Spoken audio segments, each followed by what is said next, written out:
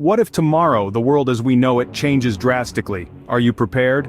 Life, as we've come to understand, is unpredictable. It's a roller coaster of ups and downs, twists and turns. And in this roller coaster, having a contingency plan is not just wise, it's necessary. It's about ensuring survival in the face of adversity. But remember, true survival isn't about merely making it through tough times. It's about foreseeing possible challenges and preparing for them. Survival isn't just about enduring, it's about preparing. When survival is the game, water is the lifeline. This isn't just a catchy phrase, it's a fundamental truth. The human body can only survive around 3 days without water, making it the most crucial resource in any survival scenario. Water is more than just a thirst quencher. It's essential for cooling the body, aiding digestion, and maintaining overall health. But it's not as simple as finding a lake or stream and taking a sip. Drinking contaminated water can lead to serious illnesses, or worse, so it's crucial to know how to purify it. There are several methods to purify water, from boiling and distillation to chemical treatment and filtration. Boiling is the simplest and most accessible method. Just heat the water until it's rolling and let it boil for at least 1 minute. This should kill most harmful organisms.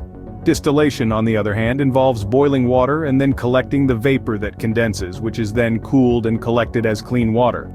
It's a bit more involved, but it ensures that you're drinking pure H2O. Chemical treatments like iodine or chlorine tablets can also be effective, but they often leave an aftertaste and aren't always readily available. Then there's filtration, which involves passing water through a device that removes impurities. This method is popular among outdoor enthusiasts because it's portable and easy to use. But finding and purifying water is only part of the equation. You also need to consider storage. Storing water in clean, sturdy containers and keeping them in a cool, dark place can ensure a safe supply when you need it most. Remember, having a reliable source of clean water is not just about survival, it's about maintaining health and strength in challenging situations. So whether you're stuck in the wilderness or prepping for an unforeseen event, remember the importance of water. It's not just about quenching your thirst, it's about giving your body what it needs to stay strong and resilient. The key to survival is not the water around you, but the water you carry within. And that starts with understanding the vital role of water in survival and how to harness its power effectively. Food isn't just about filling your stomach, it's about fueling your survival. Think of food as the gas in your car's engine. It's what keeps you going, what powers your body and mind, especially when you're in survival mode. Food provides the nutrients your body needs to function, to think clearly, to make decisions, and to physically keep moving. It's safe to say that without food, your survival chances dwindle.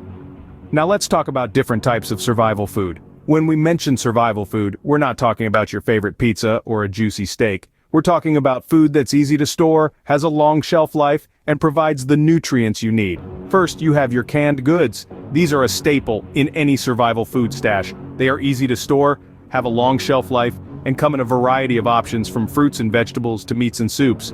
Then, there are dehydrated and freeze-dried foods. These are lightweight, compact, and also have a long shelf life. They require a bit of water to rehydrate, but once ready they can provide a nourishing meal. Don't forget about energy bars and MREs, or meals ready to eat. These are compact, ready-to-eat meals that are packed with calories and nutrients. Now, on to storing your survival food. It's essential to keep your food in a cool, dry place, away from pests and moisture. And remember to rotate your food supply, using the oldest food first and replacing it with fresh stock. Finally, rationing your food. In a survival scenario, it's crucial to make your food supply last. This means only eating what you need to keep your body functioning. It might feel unnatural at first, but remember, it's not about eating until you're full, it's about eating enough to keep going. Remember, in a survival scenario, it's not about eating well, it's about eating smart. A shelter does more than protect you from the elements, it gives you a place to survive.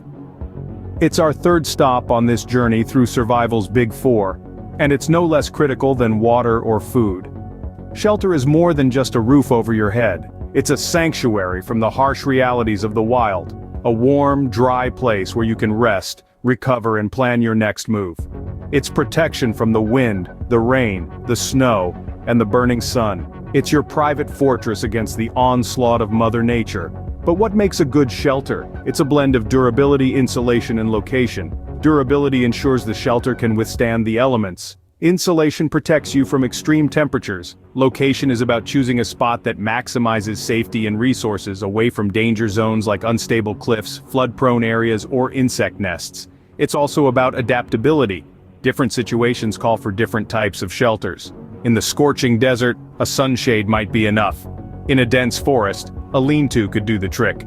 In the frigid tundra, an igloo or snow cave could be your best bet. Building a shelter requires resourcefulness and creativity. You need to use what's available, whether it's leaves, branches, snow, or even your own clothes. It's about understanding the environment and making it work for you. Remember, building a shelter takes time and energy, so it's important to start early and pace yourself. It's not a race, it's a marathon. The key is to stay focused and remain patient, because a well-built shelter can mean the difference between a good night's sleep and a long cold night exposed to the elements. Shelter is your home away from home, your castle in the wilderness. It's where you regain your strength, where you find your peace, where you prepare for the challenges ahead. It's your haven in the heart of the wild. So, keep this in mind the next time you step into the great unknown. Because, in the world of survival, a good shelter can be the difference between surviving the night and becoming a casualty of the elements. Fire is not just a source of heat, it's a beacon of hope in the darkness of survival. Our journey through the big four of survival brings us to fire. This elemental force has been a cornerstone of human civilization for thousands of years. It's given us warmth, protection, and a means to cook our food. In a survival situation, fire takes on an even more crucial role. The first step is to understand how to start a fire. There are numerous methods, each with their own advantages and challenges. From the traditional strike of flint and steel to the modern convenience of matches and lighters, the key is to have a reliable method at your disposal. Of course, a true survivalist is always prepared with a backup method, such as a fire starter or a magnesium stick. But starting a fire is only the beginning. Maintaining a fire requires a good understanding of fuel sources. You need to know how to find and prepare the right kind of wood, how to arrange it for optimal burning, and how to feed the fire without smothering it. It's a delicate balance that requires practice and patience. Fire also serves a variety of survival needs. It provides warmth, warding off hypothermia in cold environments. It can be used to cook food, making it safer to eat and easier to digest. It can purify water, killing off harmful bacteria and parasites. It can even serve as a signal for rescue, its smoke and flames visible from miles away. Additionally, fire has a psychological benefit. The flicker of flames can boost morale, offering a sense of comfort and security in an otherwise hostile environment. It provides light, pushing back the darkness, and allowing for activity after sunset. Just as with water, food, and shelter, mastering the use of fire is a vital part of survival preparation. It's not enough to merely understand its importance. You must also practice and hone your skills. Remember, in the cold and darkness of survival, fire can be your best friend. Scene script. Survival isn't about the fittest, it's about the most prepared. And with that, let's take a moment to reflect on the big four survival areas we've been discussing. Remember, preparation and knowledge are your greatest allies in any survival situation. Firstly, water. It's the essence of life. Without it, survival is a mere illusion. Stockpiling bottled water is a good start, but knowing how to find and purify water in the wild is crucial. The ability to convert seemingly undrinkable water into a life-sustaining resource is a skill worth mastering. Next, food. While the human body can survive for weeks without food, it's not a pleasant experience. Maintaining a healthy stockpile of non-perishable food items can be a lifesaver. But remember, knowing how to hunt or forage for food can significantly increase your chances of survival. Then we have shelter. A good shelter can protect you from the elements, keep you warm, and provide a sense of security.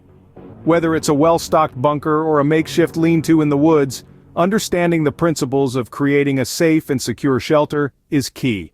Finally, fire. It's not just about warmth and cooking. Fire can also be a source of light, a way to signal for help, and a deterrent for predators. Mastering the art of firemaking is a vital survival skill. Remember, when it comes to survival, it's not about outlasting the disaster, it's about outliving it.